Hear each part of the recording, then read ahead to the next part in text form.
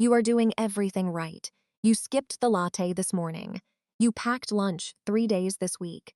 You even deleted Uber Eats from your phone twice.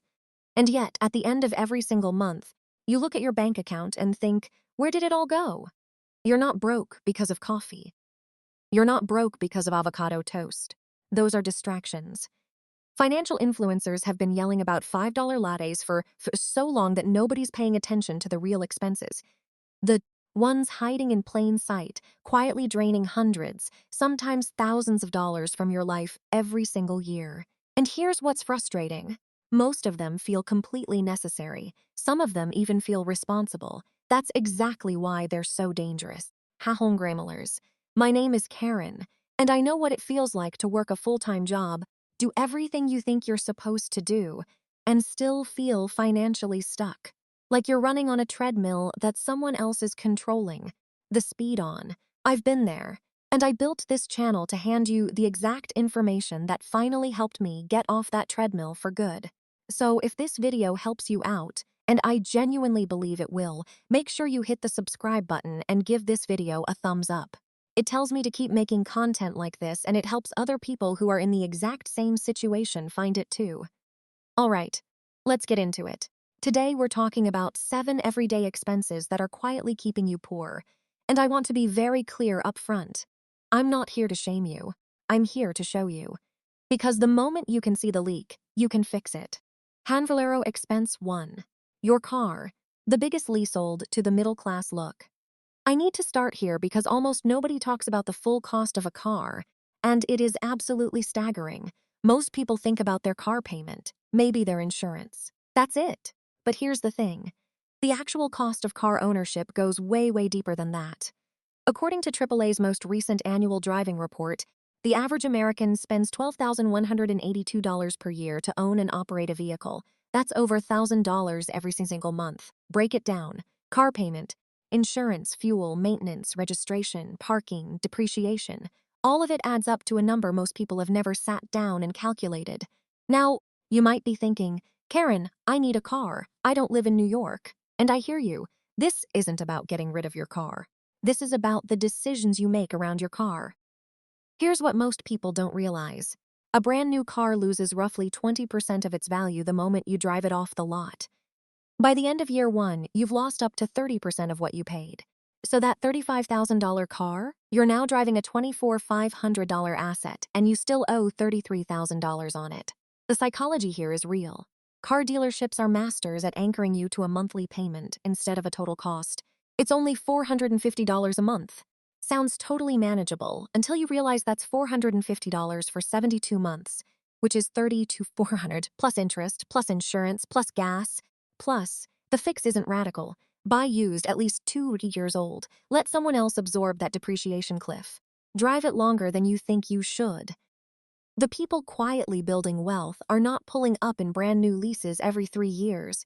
Hunger expense 2. Minimum payments. The debt trap with a friendly face. This one genuinely makes me frustrated. Not at you. At the system that designed it this way. If you carry a credit card balance, and according to the Federal Reserve, about 49% of Americans do, and you're making minimum payments, you are participating in one of the most sophisticated wealth transfer mechanisms ever designed. Let me show you the math, because the math is the thing that changes people. Say you have $5, zero screen credit card debt at a 22% interest rate, which is now the average, by the way, following recent rate hikes. If you make only the minimum payment of around $100 per month, it will take you over 8 years to pay that off. And you will pay nearly $5, $400 in interest alone. You're paying more in interest than the original debt. You borrowed $5,000. You paid back over $10,000. For what? Here's the psychological trap. Minimum payments are designed to feel responsible. You're paying something, right? You're not missing a payment. Your credit score is fine. Everything feels okay. But underneath that feeling of okayness, your net worth is being slowly hollowed out. The immediate action here. If you have high interest debt, this is your number one financial priority above everything else. Above investing, above saving aggressively. Nothing will give you a guaranteed 22% return on your money. Paying off a 22% interest debt is a 22% return. Honrix Sens 3. Lifestyle subscriptions. Death by 1,000. Renewals. Okay, I need you to do something after you watch this video. Go into your bank or credit card statement and search for every single recurring charge. Every single one. I'll wait. Because I have had conversations with people who genuinely did not know they were still paying for a gym they hadn't visited. In 14 months, a meditation app they opened twice, a premium music tier that auto-renewed 3 years ago, and a meal kit subscription they paused but never actually canceled. The average American now spends $219 per month on subscription services. According to a 2023 report by C+R Research, most people think they spend about $86. That's a gap of over $130 a month, $560 a year, on things people aren't even consciously choosing to spend money on. Here's what makes this so insidious. Subscriptions are engineered to stay below your awareness threshold. $9.99 here, $14.99 there.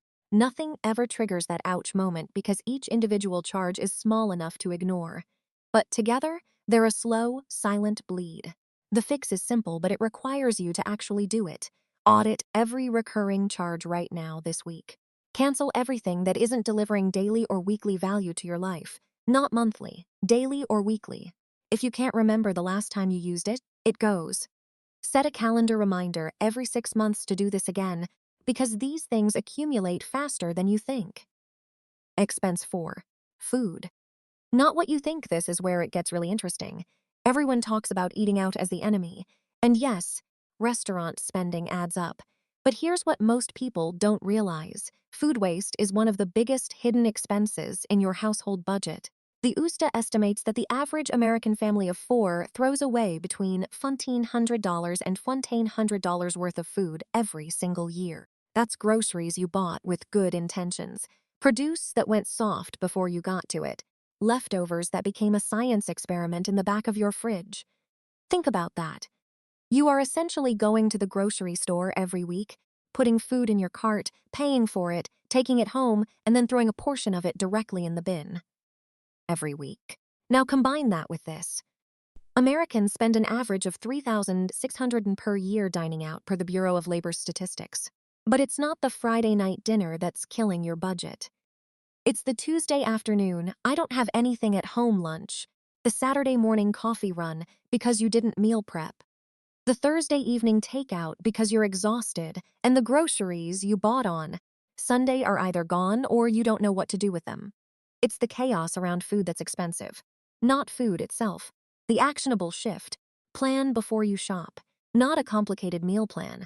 Even just knowing what 5 dinners you're making before you go to the store reduces both food waste and impulse dining out dramatically. Studies show that people who shop with a list spend around 23% less than those who shop without one. Hanhorngler's expense. Bank fees and financial inertia. Paying for the privilege of saving less. Look, I'm going to say something that might sting a little.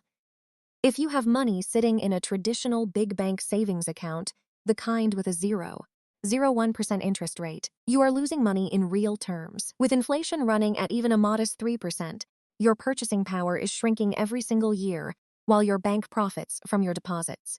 And on top of that, bank fees, monthly maintenance fees, overdraft fees, out-of-network ATM fees, minimum balance fees. The Consumer Financial Protection Bureau reported that Americans paid over $15 billion in overdraft fees alone in a single year. That's not a typo. $15 billion.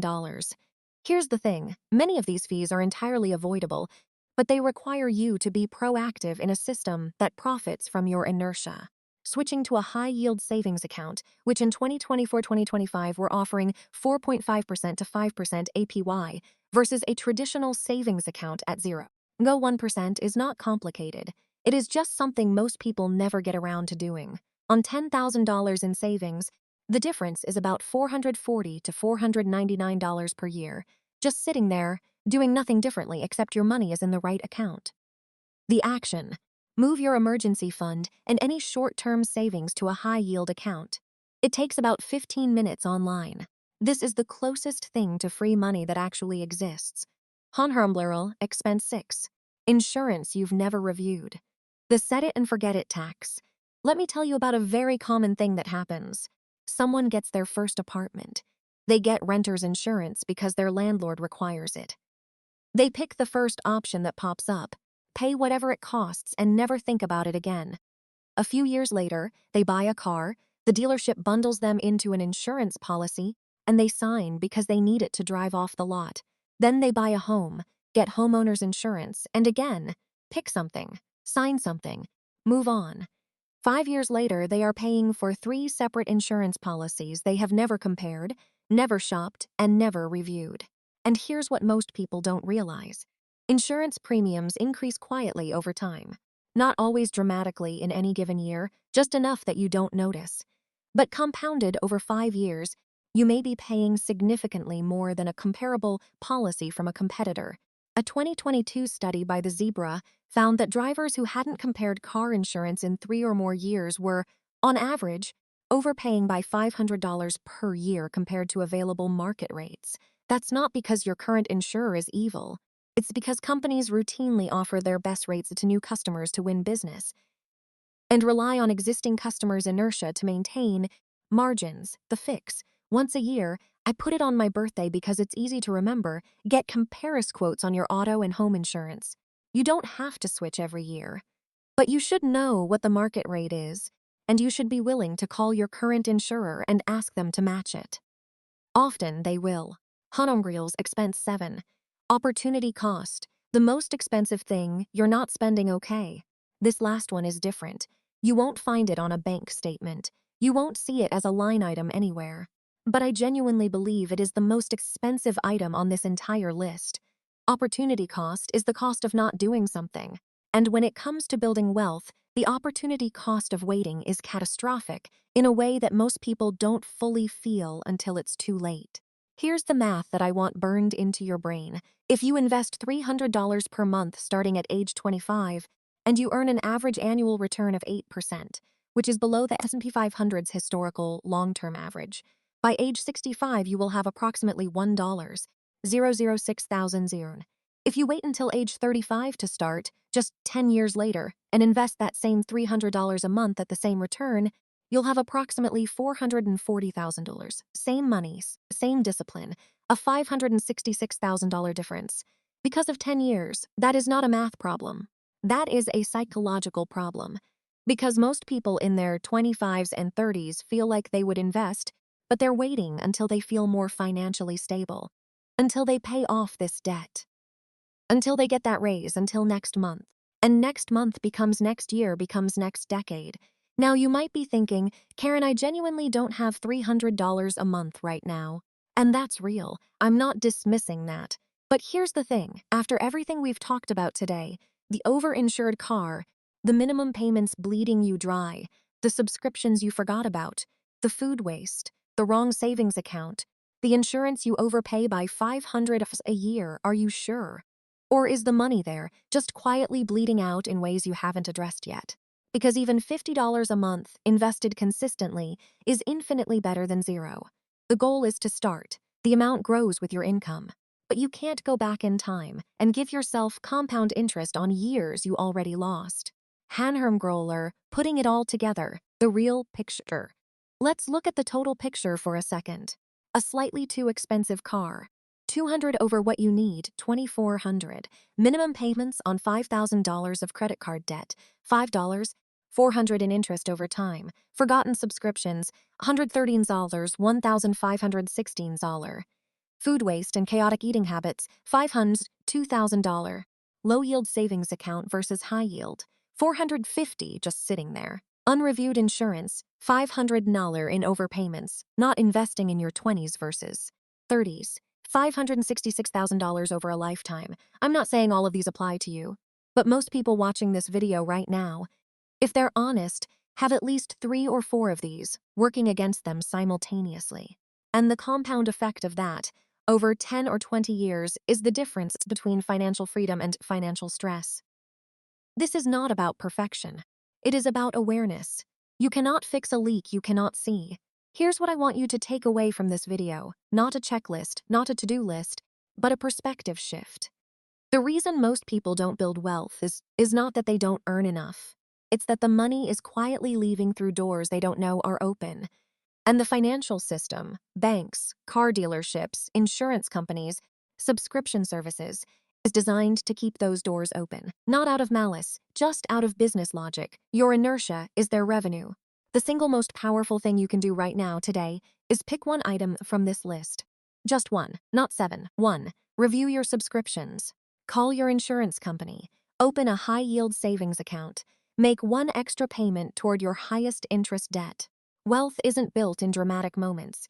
It's built in small, consistent decisions made over time by people who chose to pay attention when everyone else was distracted. You're here, you're watching, you're paying attention. That already puts you ahead of most people. If this video helped you see something you hadn't seen before, please hit that thumbs up button. It genuinely helps this channel reach more people who need this information. Subscribe if you haven't already, because every week I'm breaking down the real financial moves that actually move the needle. And drop a comment below. Tell me which one of these 7 hit closest to home for you.